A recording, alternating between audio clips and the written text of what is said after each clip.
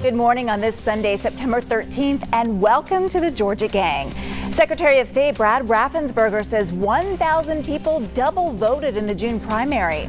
Also, a look at the fiery accusations flying in Georgia's 2 U.S. Senate races, and good news on the economic front in Georgia. Theron, Phil, and Kathy are all here, along with Brian Robinson, who is filling in for Janelle. Of course, they're all joining us from their homes. The debate and discussion begin right now. From the Fox 5 studios, the Georgia Gang starts now. Georgia's Secretary of State says hundreds of people double voted in the June primary, and he'll be prosecuting them. We have found potentially 1,000 cases of double voting here in Georgia. Secretary of State Brad Raffensperger's staff, which has been investigating the possibility of double voting across Georgia, found it happened during the recent primary election. Raffensperger said 150,000 people who requested absentee ballots showed up to vote. Many never got their absentee ballot or changed their mind and decided to vote in person. Most of the time, the confusion was cleared up, but 1,000 people actually voted twice, once by mail, once in person. Let me be clear. It is a felony to double vote in Georgia, and we prosecute. The Democratic Party of Georgia says voter fraud is extremely rare and is accusing Secretary Raffensperger of pushing conspiracy theories and disinformation. So, Phil, I'll start with you. Do you think these people should be prosecuted to the fullest extent of the law? What if they were just confused or feared that their vote would not be counted because they couldn't verify it? Phil. Oh, I wouldn't say that they should be prosecuted if there's a case. If someone didn't know, then they shouldn't be prosecuted. So case-by-case basis, probably this might be handled by the U.S. attorney, since a lot of DAs may be reluctant to take some of these cases in their localities. But I think that Secretary Raffensperger is absolutely right to point this out. And I might just add, too, that a lot of people are fearing that their ballots aren't going to be counted because of the hysteria often promoted by these PACs that do these TV ads saying, you know, your ballot may not be counted. So I think that contributes to part of this. Theron, what's your take on this? I mean, should you know that you can't vote twice, that it is against the law? Well, I think the problem here is that the Secretary of State went out and really confused Georgia voters. If you really look at the numbers, Lori, the almost 1,000 people who he alleges double voted, out of 1.15 million people who cast absentee ballots, that only comes up to 0.09%. And so this whole conspiracy theory that it was just this overwhelming number of people who double voted is just false. Now, the one thing I will say is that he's got to look at this on a case-by-case basis. I think that if someone intentionally went out to try to double vote for whatever reason, then yeah, they should be definitely investigated, and if he feels that they should be prosecuted, they should be prosecuted. But there were so many people, Lori, thousands of people who were turning in their absentee ballots, wasn't sure that the absentee ballot was going to make it to the appropriate elections office in time. You know, we had these drop boxes. They're not sure if they were actually going to be collected in time. And then the last thing is that I think that Secretary Raffensperger should spend more time on investing in technology, iPads, computers, to make sure that when people go and sign up, and he should ask the question, or they should have been flagged in the system to say, hey, we have counted your absentee ballot, so unfortunately you will not be able to vote today. Those are the type of things that he should be focusing on instead of promoting this fear and sort of trying to be this law and order Secretary of State. But Brian, an I-team investigation even found a man who was bragging about voting twice, saying that he basically was proving that the system is flawed. So follow up on Theron's comments there. Well, that guy went straight to the sheriff's office to report himself and said, by the way, here's what I did, and here's why I did it, to prove a point that you can. I take it from the Secretary of State's comments this week that this is a matter that needs to be worked out on the county level, which is who runs the elections here in Georgia, having a system in place so that they are flagging people who show up and their absentee ballot has already been counted. Now, I would ask for a little bit of leniency here because I think Georgians are learning how to use absentee balloting. I want them to know they can go to my voter page and pull up their account and they will see that their ballot has been received by their county elections board. That will help them feel at ease. I understand people wondering if their ballot got there in time. What people need to do is to vote very early. The mail's going very slow right now. Make sure your county has plenty of time to process it. But here's my question for Theron and other Democrats, Lori, is what's the conspiracy theory? The record shows that 1,000 people voted twice. It doesn't matter to me whether they did it on purpose or not. What we know is that there's no conspiracy theory that actually happened. Kathy, over to you, because some of the Democrats are saying, well, it's like 0.0005% of voters that are being accused of voting twice. But doesn't this prove a Republican narrative pushed even by the president that all this mail-in balloting will lead to voter fraud? Well, I'm very concerned that the president has challenged his supporters to vote twice in order to mess up the election. So that was really chilling to me.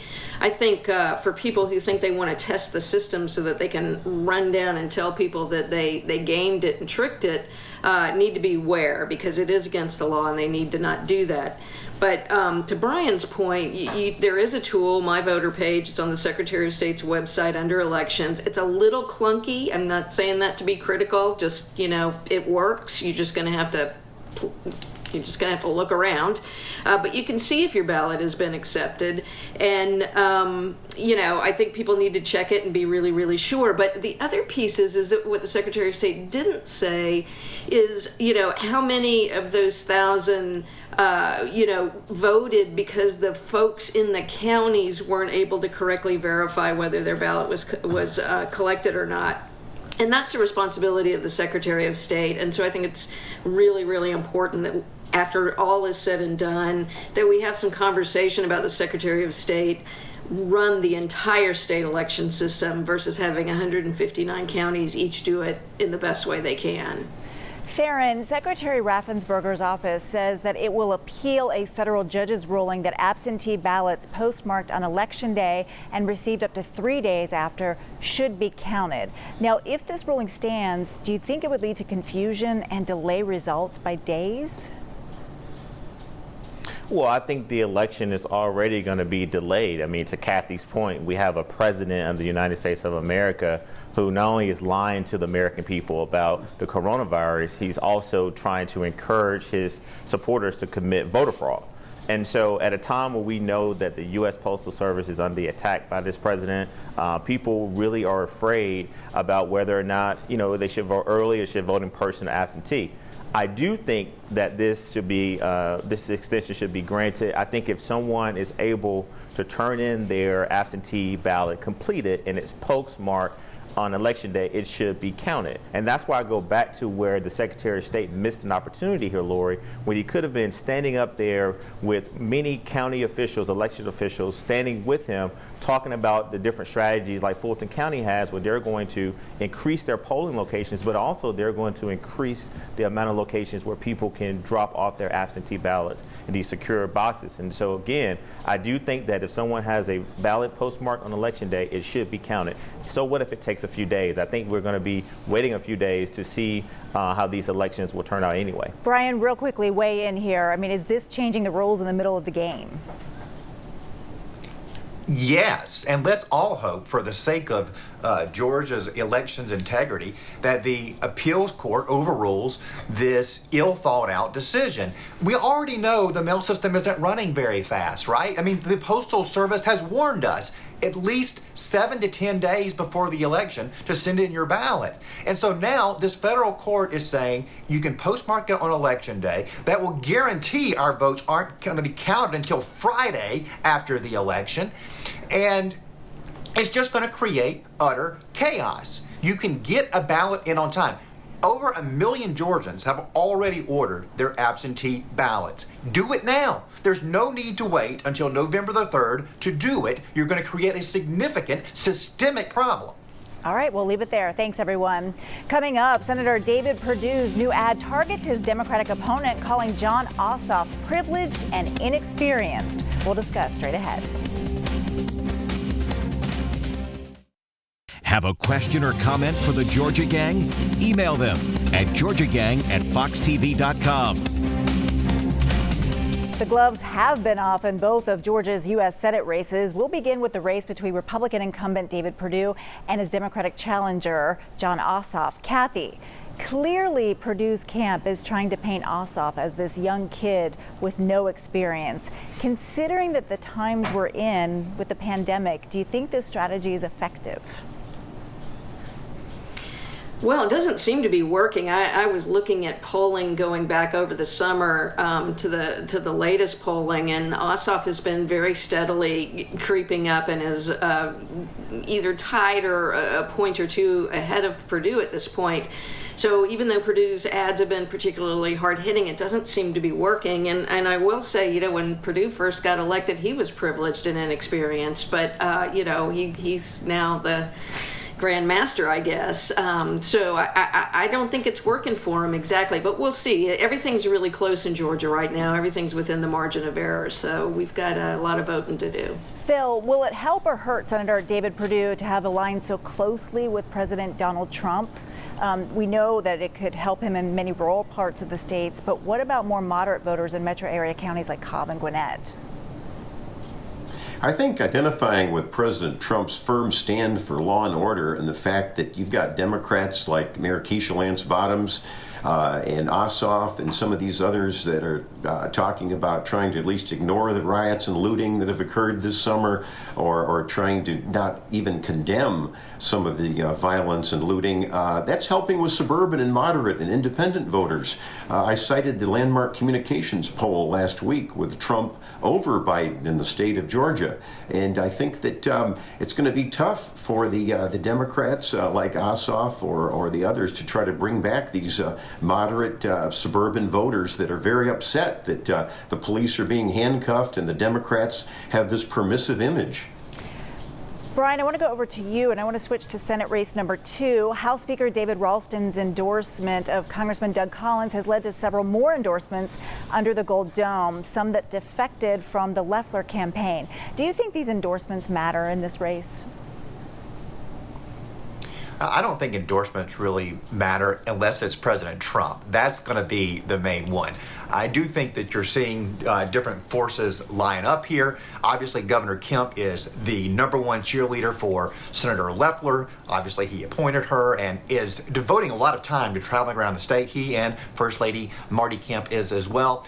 And I think what the Ralston endorsement did was allow more members of the General Assembly to come out publicly for Doug Collins. Many of them in the House served with Doug in the House, so there's personal relationships there. So a lot of them are probably a little nervous about being on the other side of Governor Kemp. That makes perfectly good sense. But having their speaker come out gave them the opening to do it. Now, does it move a lot of votes? No. But what it does is it gives campaigns something to talk about. It gives them a way to show momentum and to show that they have broad support. Obviously, you don't want the other side to have everybody and for you to have nobody. So as far as the tit for tat, it's good for the day-to-day campaigning. Doesn't move a lot of votes unless President Trump comes in. Theron, let's talk about that, because Loeffler and Collins are battling it out for the support of President Trump, who has not weighed in this race. What does this mean for other Democrats, Raphael Warnock and Matt Lieberman? Well, let me focus on the speaker real quick. I totally disagree with Brian. I mean, let's look at what happened. You not only had one of the most powerful GOP members in the state come out and endorse Doug Collins, but you had 40 House members and I think a total of 45 elected officials come out. And also, when you saw the Loeffler campaign try to respond to the endorsement of Speaker Ralston, you saw members who had not endorsed either person in the race come out and endorse Doug Collins, and then you saw people actually flip their vote. And so to have the speaker and these state representatives, who by the way are geographically diverse all across the state, now being on the Collins team, that's a huge win for the Collins campaign. And I've said this many times about the speaker, when you shoot at the king, you better not miss. And so clearly he went out and then did the endorsement, and Loeffler fired back at him, and it backfired on her. But as far as Democrats, I think that you see what Raphael Warnock is doing right now. He's up with multiple ads. These ads are very, very inspiring. He's really hitting hard on some of the issues that a lot of people care about, not just Democrats. And so ultimately, I think that we got to focus on the inability for this president to lead this country in this pandemic. We know that he lied to us, he misled us, and I think that the Democrats are going to make sure that every single voter in Georgia is reminded of that. So that leads us into the 6th congressional. Incumbent Congresswoman Lucy McBath believes a winning strategy to defeat Republican challenger Karen Handel is to tie her closely to President Donald Trump. Phil, is this delicate for Handel in this district? Well, again, I have to say that President Trump has gotten a very good bump from his convention and also from the fact that the Republicans are very insistent on a law and order message.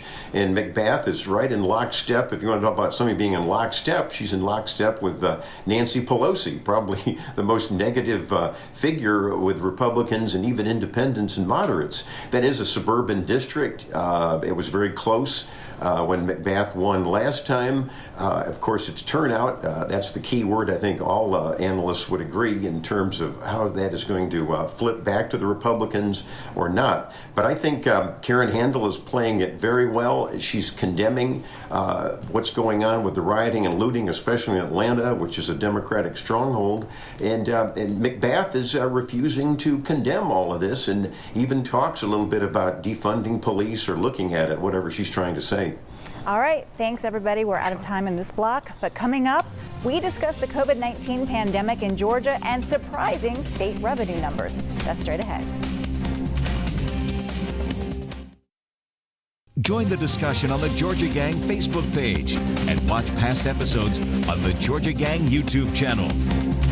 Governor Brian Kemp is urging Georgians who are at large gatherings over the Labor Day weekend to get tested for COVID-19 so as not to erase the progress that we've seen in recent weeks. And Kathy, it has been such a relief to see the numbers of cases going down and the hospitalizations. We're still seeing high numbers on college campuses and now in rural Georgia. So just want to get your thoughts.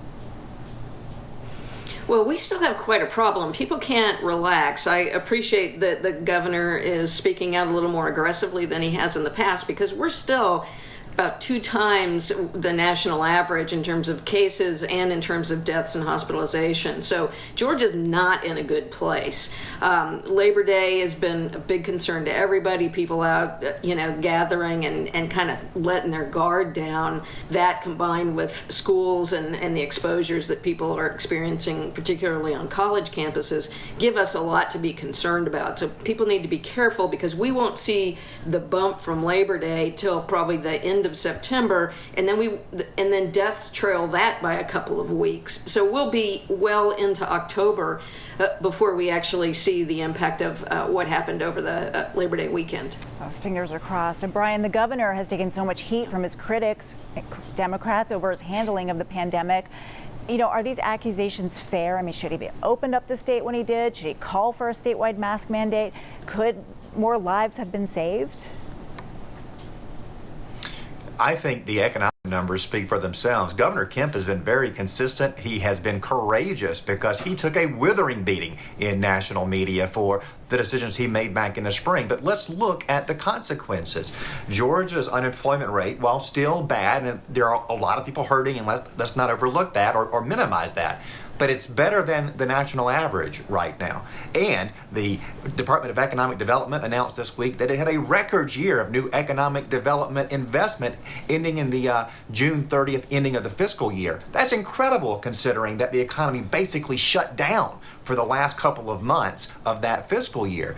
So kudos to Brian Kemp. I mean, he should be taking a victory lap right now. At no time did he downplay the disease. He has always said people need to wear masks. People don't need to go to large groups. He's been saying the right things. He's been saying, and I agree with him, we've got to save our economy because the devastation could be even worse than the disease, right? He said that.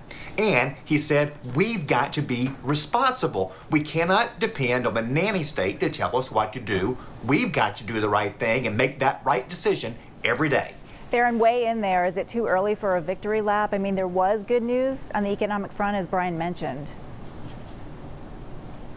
Well, I think if you want to be a fair critic here, is exactly what Kathy and I have been saying, is that, and what Kathy just said, we're happy to see the governor doing what he started off doing when this deadly pandemic hit our state, and that was doing daily press conferences, giving us real numbers. Now, the data was a little inconsistent at times, and he had a few bumps along the way. So it's good to see that he's back out there telling people, hey, this is not over. You should wear a mask and take this seriously.